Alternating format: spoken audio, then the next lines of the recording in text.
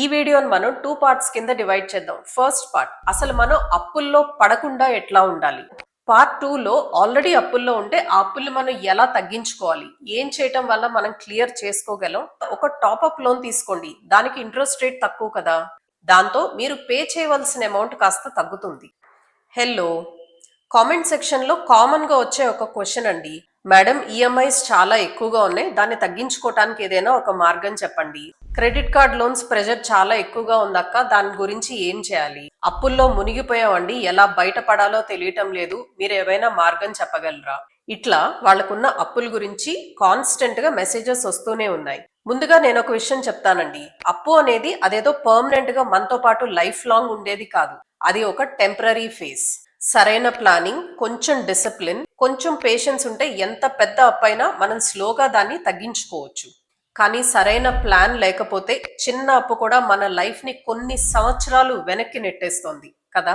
మీకు ఒక ఫ్యాక్ట్ చెప్పనా, గత 2 years లో ఆర్బీఐ చెప్పిన డేటా ప్రకారం ఒక సగటు భారతీయుడు అప్పు 3,90,000 రూపాయల నుంచి 4,80,000 రూపాయలకి పెరిగిందంట. దానికి అర్థం సగటు భారతీయుడికి అప్పుల భారం పెరుగుతుంది అని. ఇదే ఆర్బీఐ డేటా మరొక ఇంపార్టెంట్ విషయం చెప్తుందండి, 68% of the people who pay EMIs are in distress అని, ఫైనాన్షియల్ ప్రెషర్ లో ఉన్నారు అని. స్పెషలీ యంగర్ జనరేషన్ అండి, ఈ యోలో కాన్సెప్ట్ ఫాలో అవుతారు, యూ ఓన్లీ లివ్ వన్స్ అని. దాంతో ఫ్యాన్సీగా ఖర్చులు పెట్టడం కోసం, ట్రావెల్ చేయడం కోసం, వాళ్ళ లైఫ్ ని ఎంజాయ్ చేయడం కోసం అప్పులు తీసుకుంటున్నారు. This is very scary. కరెక్టే, you only live once, life ని ఎంజాయ్ చేయాలి, కానీ అప్పులు చేసిన తర్వాత అప్పులు తీర్చలేక పడే కష్టం. You only live once. ఇలా అప్పుల భారంతో బతకటం అవసరమా? ఒకసారి యంగర్ జనరేషన్ ఈ విషయం ఆలోచించాలి. ఈ వీడియోని మనం 2 పార్ట్స్ కింద డివైడ్ చేద్దాం. ఫస్ట్ పార్ట్ అసలు మనం అప్పుల్లో పడకుండా ఎట్లా ఉండాలి. హోమ్ ఈఎంఐస్ లాంటివి తీసుకున్న స్మార్ట్ గా మనం ఆ అమౌంట్ ని ఎలా రెడ్యూస్ చేసుకోవాలి అన్నది మనం పార్ట్ 1 లో చూద్దాం. పార్ట్ 2 లో ఆల్రెడీ అప్పుల్లో ఉంటే ఆ అప్పుల్ని మనం ఎలా తగ్గించుకోవాలి, ఏం చేయటం వల్ల మనం క్లియర్ చేసుకోగలం, తీసుకోవాల్సిన స్టెప్స్ ఏంటి, స్టెప్ బై స్టెప్ మనం డిస్కస్ చేసుకుందాం. ద వెరీ ఫస్ట్ వన్, అప్పుల భారంలో కూరిపోకుండా మనం ఉండాలంటే మనం చేయవలసిన మొట్టమొదటి పని ఒక సిస్టమ్ ని ఫాలో అవటం. ఏంటి ఆ సిస్టమ్? 3 account system. ఇది నేను క్రియేట్ చేసింది కాదండి, ప్రపంచ వ్యాప్తంగా చాలా మంది ఫైనాన్షియల్ ప్లానర్స్ ఫాలో అయ్యే సింపుల్ డిసిప్లిన్. మీరు 3 అకౌంట్లు క్రియేట్ చేసుకోండి. ఫస్ట్ అకౌంట్ మీ ఇన్కమ్ అకౌంట్, అంటే మీరు బిజినెస్ చేస్తున్నా, మీరు జాబ్ చేస్తున్నా, మీ శాలరీను మీ ఇన్కమ్ ఆ అకౌంట్ లో పడుతుంది.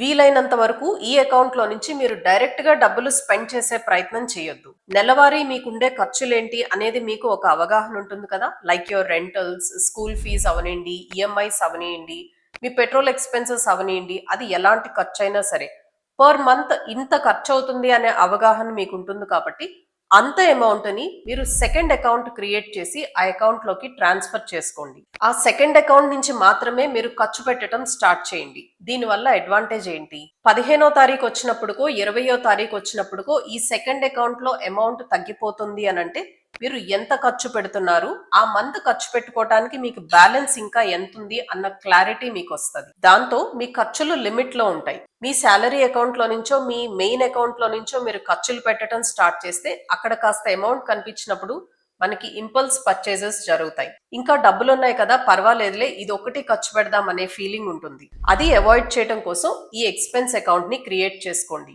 Now the third account is for your investments. ప్రతి నెల మీరు ఎంత అమౌంట్ ఇన్వెస్ట్మెంట్స్ లోకి ట్రాన్స్ఫర్ చేసుకోవాలనుకుంటున్నారు అన్న క్లారిటీతో కొంత అమౌంట్ ని మీరు ఇన్వెస్ట్మెంట్స్ లోకి ట్రాన్స్ఫర్ చేయండి. ఈ ప్రాసెస్ అంతా మీరు మాన్యువల్ గా చేయొద్దు. మీకు ఫస్ట్ అకౌంట్ లో శాలరీ వచ్చిన వెంటనే కొంత అమౌంట్ మీ ఎక్స్పెన్స్ అకౌంట్ లోకి వచ్చేయాలి, కొంత అమౌంట్ మీ ఇన్వెస్ట్మెంట్ అకౌంట్స్ లోకి వచ్చేయాలి.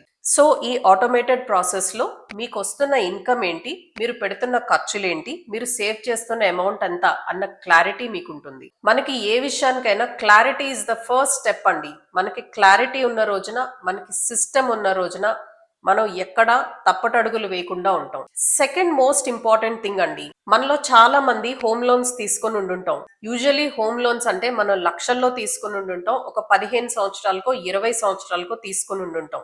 సో ఈ హోమ్ లోన్స్ లో ఏం జరుగుతుంది, మనం 50 lakhs లోన్ తీసుకుంటే బికాస్ ఆఫ్ ద డ్యూరేషన్ మనం ఆల్మోస్ట్ 50 lakhs ఇంట్రెస్ట్ లో పే చేస్తున్నాం కదా.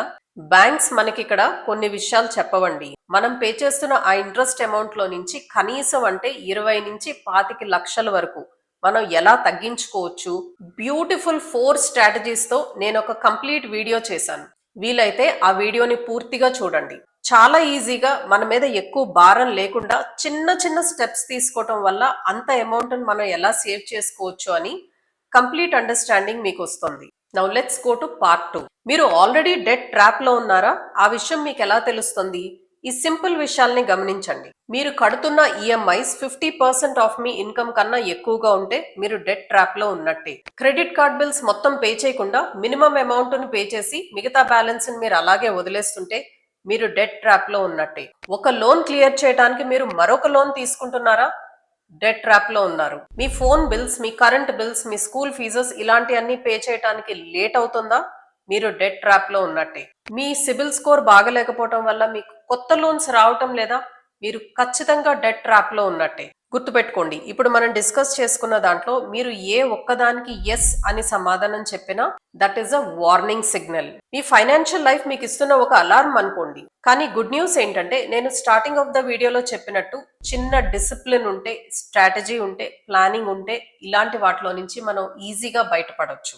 ఒక్క విషయం గుర్తుపెట్టుకోండి, అప్పుల నుంచి బయటపడటం అనేది ఓవర్ నైట్ లో జరిగిపోయే ఒక మ్యాజిక్ కాదండి. మనం డిస్కస్ చేసుకుంటున్న పాయింట్స్ ని మీరు ఇంప్లిమెంట్ చేయగలిగితే మీ అప్పులు తీరటం మొదలవుతుంది. ఇప్పుడు ఈ పాయింట్స్ ని స్టెప్ బై స్టెప్ మనం డిస్కస్ చేసుకుందాం.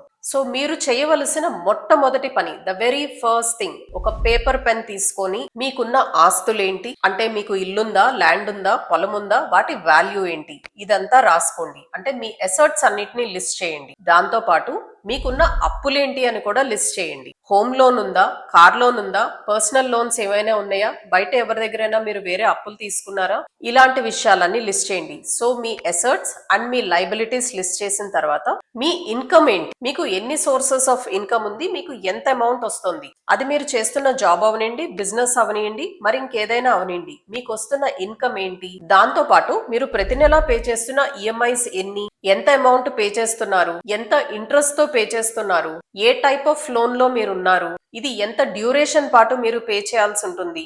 ఇలా డీటెయిల్డ్ గా మీ ఆస్తుల గురించి, మీ అప్పుల గురించి, మీ ఆదాయం గురించి, మీరు నెలవారీ కడుతున్న ఈఎంఐస్, దాని కడుతున్న ఇంట్రెస్ట్ గురించి మీరు ఫస్ట్ ఇవన్నీ ఒక పేపర్ మీద పెట్టండి.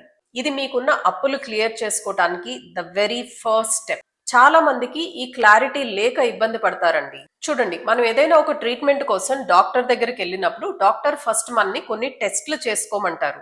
ఎందుకంటే సమస్య ఎక్కడుందో తెలియకుండా ట్రీట్మెంట్ స్టార్ట్ చేయలేం కదా. మన అప్పుల విషయంలో కూడా అంతే. Clarity is the first step towards recovery. ఒకసారి మీరు లోన్స్ అన్ని లిస్ట్ చేసుకున్న తర్వాత ఏ లోన్ కి ఎంత ఇంట్రెస్ట్ పే చేస్తున్నారు అన్న క్లారిటీ మీకు వచ్చిన తర్వాత మీరు ఫస్ట్ టార్గెట్ చేయాల్సింది హై ఇంట్రెస్ట్ ఉన్న లోన్స్ ని. చూడండి, యూజువల్ గా హోమ్ లోన్స్ లాంటిది పెద్ద ప్రెషర్ ఉండదు. అరౌండ్ 9% ఆఫ్ ఇంట్రెస్ట్ రేట్ ఉంటుంది. కానీ మీకు క్రెడిట్ కార్డ్ లోన్ ఉందనుకోండి, దాని మీద ఇంట్రెస్ట్ చాలా హెవీ కదా. అరౌండ్ 26% నుంచి కొన్ని కేసెస్ లో అయితే 45% వరకు ఇంట్రెస్ట్ ఛార్జ్ చేస్తారు. సో ఫస్ట్ మీరు హై ఇంట్రెస్ట్ లోన్స్ ని క్లియర్ చేసే ప్రయత్నం చేయండి. వీలైతే మీ హోమ్ లోన్ మీద ఒక టాప్అప్ లోన్ తీసుకోండి. దానికి ఇంట్రెస్ట్ రేట్ తక్కువ కదా. ఆ ప్రిన్సిపల్ అమౌంట్ తీసుకొని ఈ క్రెడిట్ కార్డ్ లోన్ కంప్లీట్ గా క్లియర్ చేసే ప్రయత్నం చేయండి.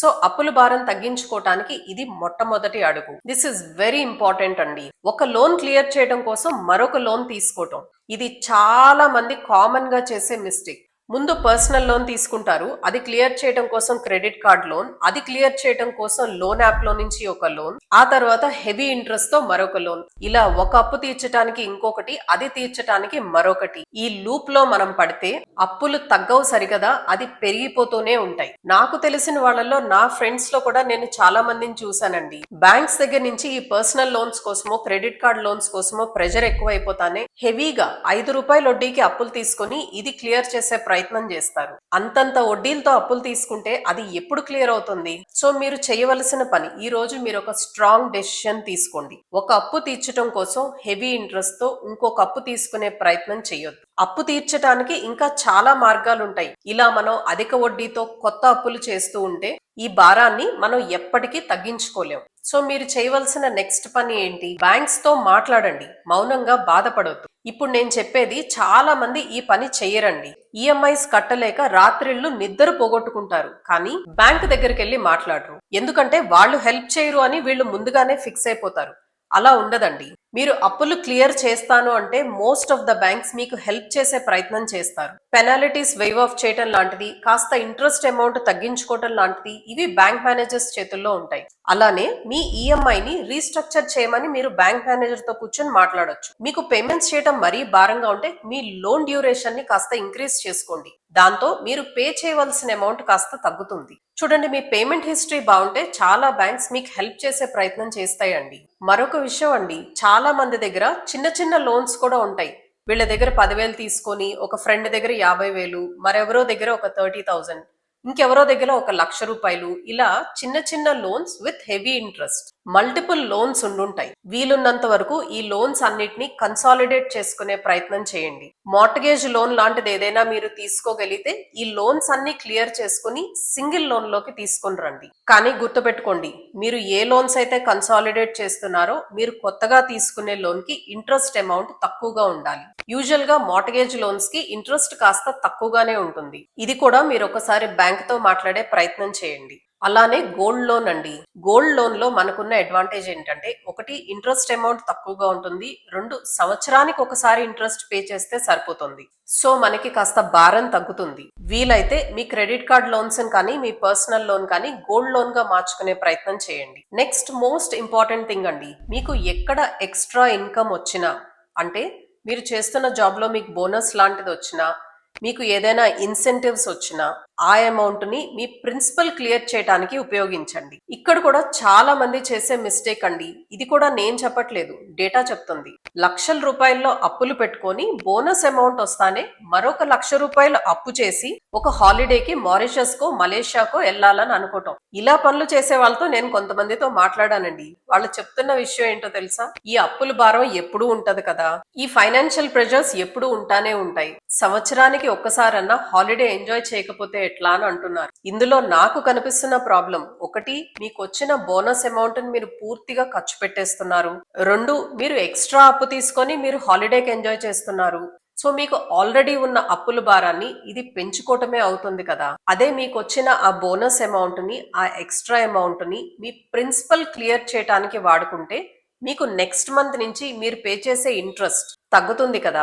ఓకే, ఈ బోనస్ అమౌంటే కాకుండా మీకు ఒకవేళ అప్పుల భారం మరీ ఎక్కువగా ఉంటే మీరు చేయదగిన మరొక పనండి, కొంత మీ పిఎఫ్ అమౌంట్ ని విత్డ్రా చేసుకునే ప్రయత్నం చేయండి. కొన్ని కంపెనీస్ ఇంట్రెస్ట్ ఫ్రీ లోన్స్ ఇస్తాయి. మీ హెచ్ఆర్ తో ఒకసారి మాట్లాడే ప్రయత్నం చేయండి. ఇలా మీరు ఎక్స్ట్రా అమౌంట్ ని జనరేట్ చేసుకోగలిగితే ఈ అమౌంట్ ను కూడా మీ ప్రిన్సిపల్ క్లియర్ చేయడానికి ఉపయోగించుకోండి. ఒక్క విషయం గుర్తుపెట్టుకోండి, ఈ రోజు మీరు తీసుకునే ఒక మంచి డెసిషన్ రేపు మీకు ₹1,000 సేవ్ చేస్తుంది. నెక్స్ట్ స్టెప్ అండి, మనం ఈఎంఐస్ ని తగ్గించడం ఒకటే సరిపోదు కదా, మన ఇన్కమ్ ని కూడా మనం ఇంక్రీజ్ చేసుకోవాలి.